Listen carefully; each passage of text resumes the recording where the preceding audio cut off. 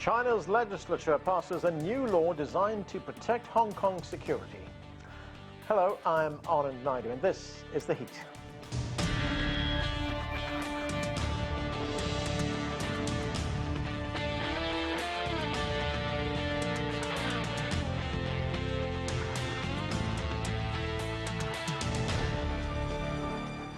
China approved a new security law for Hong Kong. The move comes in response to last year's prolonged social unrest and street violence. Hong Kong's leader, Carrie Lam, says it was a necessary response for a city traumatized by escalating violence. Well, there's much to talk about. Let's get straight to our panel. Zhang is the Washington bureau chief for Shanghai Wen Hui Daily. With us from Portland, Oregon, is Liang. She's an economics professor at Willamette University. Neysun Mahboubi is in Philadelphia. He's a research scholar at the University of Pennsylvania Center for the Study of Contemporary China. And Qinduo Xu is a senior fellow with Beijing's Pangoal Institution and host of CGTN's Dialogue Weekend. Thank you to all of you for joining us. Qinduo Xu, let me start with you. What do we know about what is in this new law?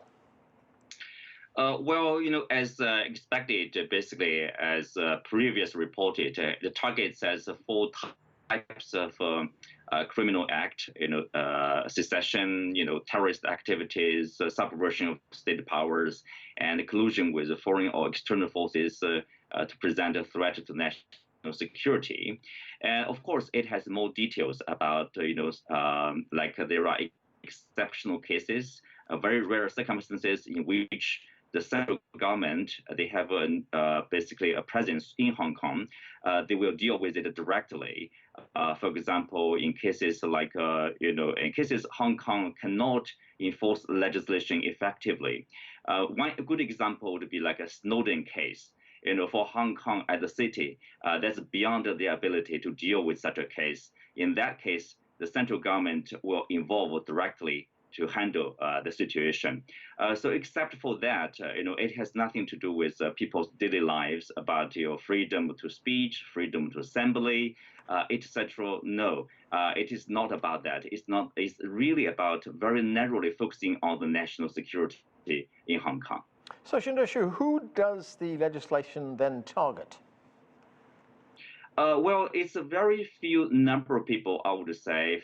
I think it's probably clearer if you have an example. For example, some of the people, if you go to another country to meet the leaders, national leaders, and seek their help and advocate for a bill, a certain legislation to sanction or to punish Hong Kong or to punish your own country, China here in this case, and that kind of act will not be allowed because no country will allow that case. I can give our viewers, like an analog. For example, in the United States, the opposition party is the Democrats Party.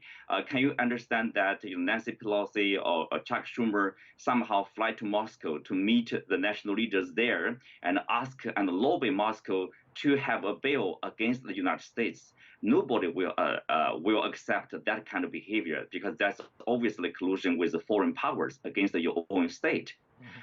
Cases like this, I would say these are rare, but there are obviously cases like this in Hong Kong. But the good thing is it's not retrospective, so it starts afresh from July 1st, basically, late night from June 30th. But before that, all those behaviors will not, the law will not go back and look at the behavior of some of the people. So that's more like a deterrent effect. I think the central government is like to have. That is like from now on, the few group of people, they should behave themselves. Okay. Zhang, in practical terms, what changes in Hong Kong?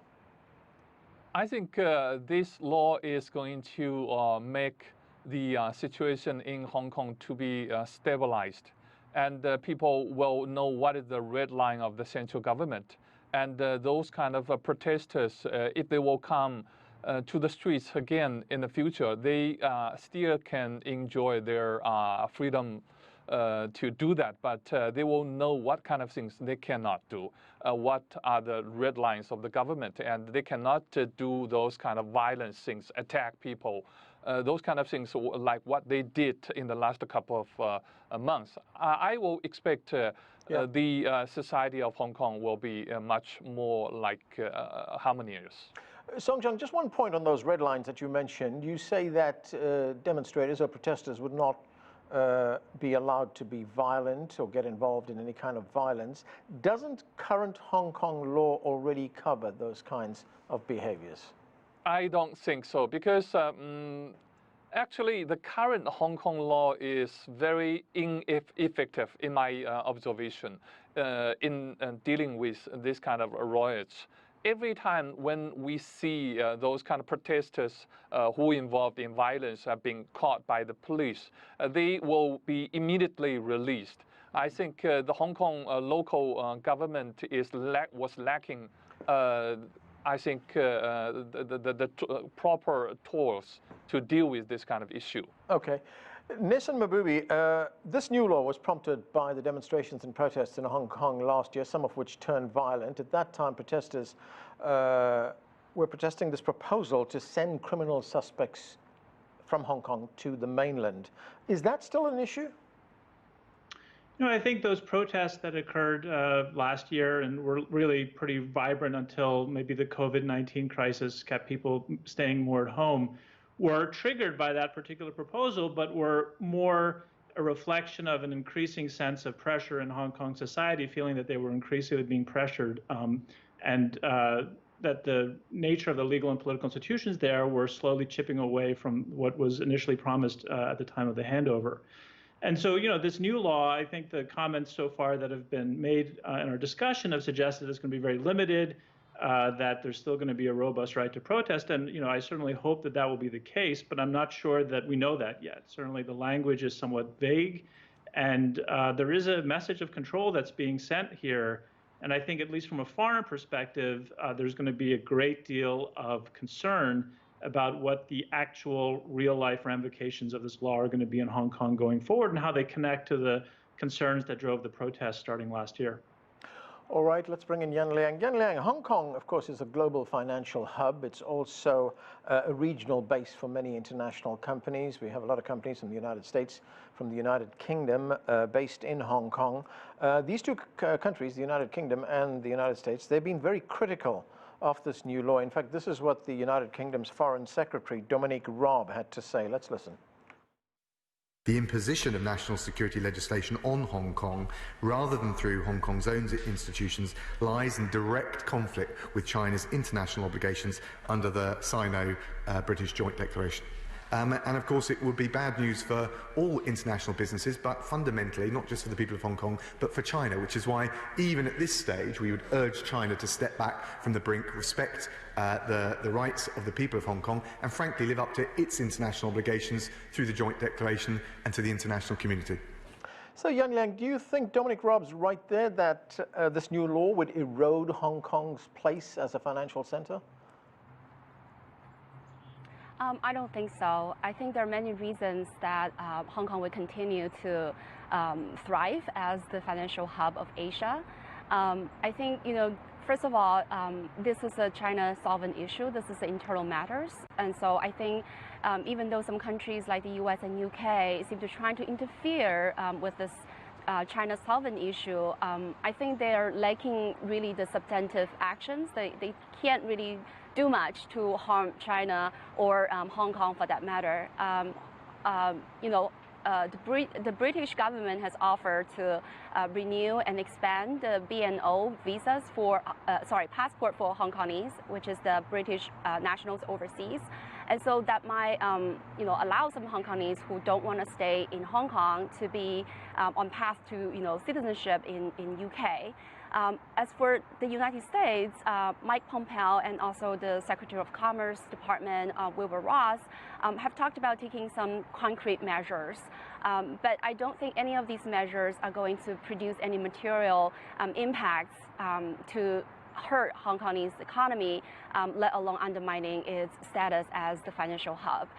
So things like banning the military equipment exports from the United States to Hong Kong, or impose visa restrictions to Hongkongese and Chinese government officials that are involved in passing the law. I think all these are just noises louder than actual actions. Qinduo Xu, there are critics of this law who say that the new law will be used to suppress dissent, to erode freedoms in Hong Kong, to which you would say what?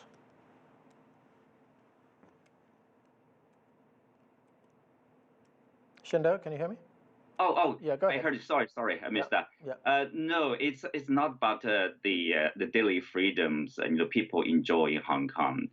We know that Hong Kong is one of the freest cities in the world. That's why it contributes to its status as an international financial hub in China, in Asia. And also, I want to talk about a little bit, like whether, people should be worried about, like even the violence during this demonstration. Yes, there are existing laws to deal with that, by Hong Kong police, by the Hong Kong government. That's not really about the national security concern. I think, here, some of the specific cases is really about, whether there's colluding with foreign, individuals or governments over there, whether some of the local organizations, new groups, their slogans or their goal is to call for so-called like self-determination. We know that's over the call for Hong Kong independence. That will not be allowed. That's really about those long-term issues. So it's targeting very narrow group of people. I understand that people have concern whether Beijing is directly somehow cracking down on the Hong Kong people's freedoms and their no, it's not about that.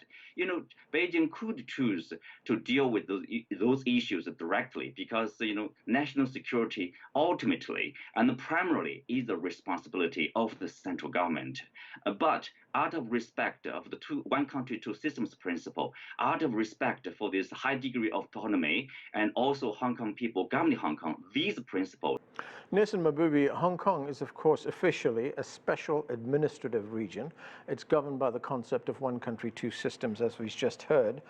Carrie Lam, who is Hong Kong's chief executive, has been talking about the latest developments. Let's listen to what she had to say. The legislation will not undermine one country, two systems and Hong Kong's high degree of autonomy. Hong Kong is a free and diversified society. We respect differences in opinion and strive on reaching consensus. But the one country principle is non-negotiable and could not be compromised, as without one country, two systems will stand on shaky ground and Hong Kong's stability and prosperity will be at risk. So listen, Carrie Lam says that the new legislation actually fills a gap and that the autonomy of Hong Kong is not in any way threatened. What do you make of that? I think it's too early to say, quite frankly. I think a number of the comments in our discussion so far have indicated that the application of this law will be extremely limited, and that would be good to see if that's in fact what happens. I think there may be a test even tomorrow when I imagine there will be some attempt to have a demonstration in the nature that there's been every year on this date of July 1st. So what we're going to have to see. I do think that there are ways in which this legislation were proceeded that are not giving us a great amount of confidence. I study Chinese administrative law and legislation, and there was no comment period. It seems as if even Carrie Lam herself had not seen the text of this law until it was released publicly. And so there are reasons to be concerned, but I am heartened by some of the statements that have been made in this discussion that maybe the application will be extremely limited. And, that'll be something that I think at least in terms of the perception of one country, two systems outside of Hong Kong and the foreign media and other countries will be very important if that's in fact the case, the way this proceeds in its application. Liang, what are your thoughts on that? Will this new law in any way undermine the idea of one country, two systems? I honestly don't think so. I think, we have to remember the one country, two system, the premise, the principle is one country. So making laws is to uphold that principle, maintain national unity and territorial integrity. So what we have seen in the last year's protest, there is an open advocacy for Hong Kong's independence or self-determination, and that is clearly crossing the line. And I think Ms. Lam made a good point, which is, Hong Kong has been returned to China for 23 years. And there has been this really empty vacuum of the national security law that has not been passed, unlike Macau, which has passed the security law within 10 years of return to China. So I think it's important also going back to what Qinduo Xu was talking about, this really codifies some of the redlining activities, really let people have an idea of what to advocate, in terms of political freedom, in terms of freedom of speech or assembly. All these are legitimate. But anything that would subvert the central government, that would set the country, separate the city from mainland China, then I think it's clear that this is going to be subject to this law. So I think it does fill the important vacuum and help to maintain the stability and prosperity of Hong Kong. So, yeah. Neysun, there's been some very interesting responses from Chinese analysts and Chinese commentators who pointed out, look, Hong Kong occupies a unique place, if one looks at it, in the world. It is one country, two systems, but that does not mean one country, two sovereignties. Do they have a point? Well, sure. I think I would be the last to dispute that Hong Kong is under China's sovereignty. But I think that first there was this deal that was part of the handover in 1997 that is important to Hong Kong citizens. And on top of that, I actually think it's good for China's public image abroad to demonstrate that Hong Kong remains a free and vibrant society in keeping with its longtime traditions. And so, I don't think it really helps us very much to get too stuck on these questions of sovereignty, because at the end of the day, I don't think that's really at issue. I think what's really at issue for the people of Hong Kong is, are they able to continue to enjoy the rights that they were promised in 1997? And if they are, that's really good for China's image abroad. So, I think there's a sense in which a perspective that loses sight of how good it is for China's image abroad for Hong Kong to remain the way it's been for the past 23 years or longer is really important. Qinduo Xu, we've seen and heard all the international reaction to what's taking place in Hong Kong right now to this new law. Will foreigners be treated in any way differently once this new law is implemented in Hong Kong? I mean, will their core investments, will they be protected? Yes, their rights and freedoms will be protected because it has really very little to do with foreigners now living in Hong Kong. It's really about they are following the regular laws in Hong Kong. And of course, for very rare cases, if they are working with the local people somehow to involve in that 4 types of acts, and then they will put themselves in danger, for example, subvert the state powers or involve in terror activities, secessionist activities, etc. I think that's very clear. Otherwise, no, people will continue to live their life as in the past. And I think, remember, there's a logical issue here. For the central government, for China, there is no reason for China to undermine this one country, two systems. If you read carefully about the law and to the preamble part, basically it made it very clear the central government will continue to basically implement the one country, two systems faithfully, fully, and unswervingly, because they know that will be in the interest of China. That will be in the interest of Hong Kong. Otherwise, why should China undermine the one country, two systems or high degree of Hong Kong? No, there's no point for China doing that because that will be self-defeating. And secondly, I want to point out that remember back in 1997 when Hong Kong's sovereignty was handed over to China from the UK, there were some people they were worried about now Hong Kong will be in the hands of China. They have little understanding of Chinese legal system, the Chinese government. There were concerns. Some people chose to leave Hong Kong, but a few years into the Chinese rule, they were coming back to Hong Kong because they see that nothing basically have changed. So I think in this case, yes, I think it will require some time, for example, 1 month or 6 months into this new law, and then people will understand what it's really about. And for those people, I would say absolute majority of people, you just continue with your life, nothing to worry about. Zhang, as you mentioned a moment ago, there are a lot of tensions right now between the United States and China, including the United States' criticism of this new law in Hong Kong. But a lot of it is tied to the presidential election, isn't it? And I'm wondering, do you think a lot of the tension will ease up once the election has taken place after November 3rd? Partly yes, but also no, because we know that because of this election, the two political parties, the GOP and the Democrats, will try to blame each other for so-called pro-China. So they may have some more very hawkish attitudes and also actions in the Capitol Hill and in the White House to be against China. But this kind of actions may be a little bit less after the election, but from another angle, I see some dangerous trend here in Washington. Some hawkish political leaders and also national security officers are looking at this Hong Kong national security law issue as an opportunity for them to further decouple with China. Right. They're utilizing this opportunity to further to strengthen their fight with China. That is very unfortunate. Let Hong Kong be Hong Kong. Let this issue not to be a part of a geopolitical rivalry between U.S. and China. Right. Liang, on that point, the Chinese State Council and Foreign Minister Wang Yi, he's accused some countries of what he called blocking China's development by interfering in Hong Kong affairs using human rights as an excuse.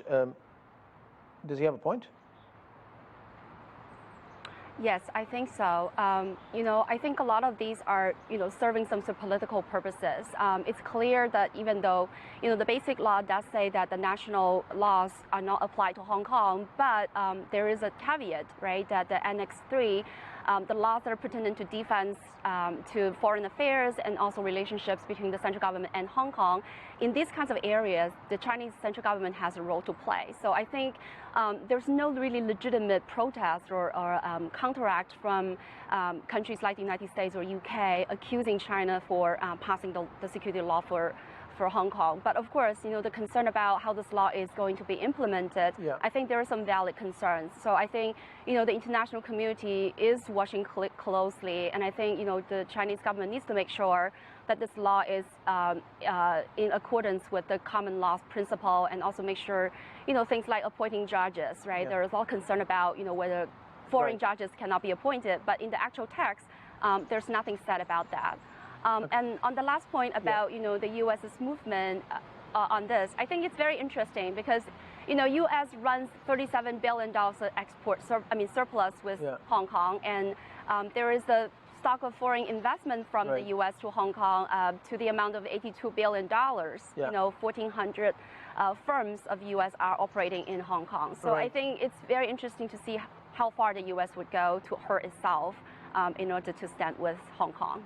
Neysun, I'm wondering if we should just put a bit of a question mark over the criticism coming from the United States and the United Kingdom. China's not the only country that, of course, has security laws. The United States has, well, it has the National Security Act, which was passed in 1947. It has the Patriot Act. It has the Cloud Act. The United Kingdom has the Official Secrets Act. So isn't China doing what the other countries do?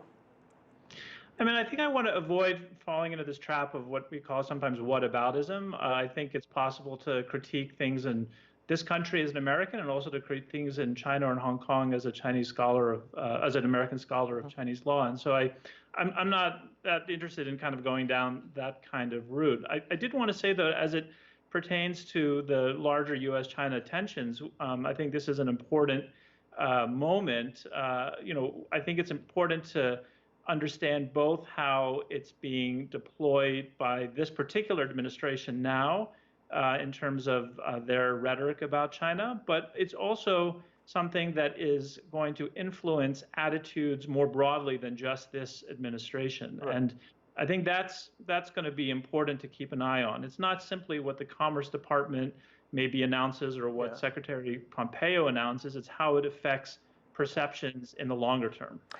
And that's where we have to leave it. Thank you to all of you for being with us. That's it for this edition of The Heat. I'm Anand Naidu in Washington, D.C. Thanks for watching us.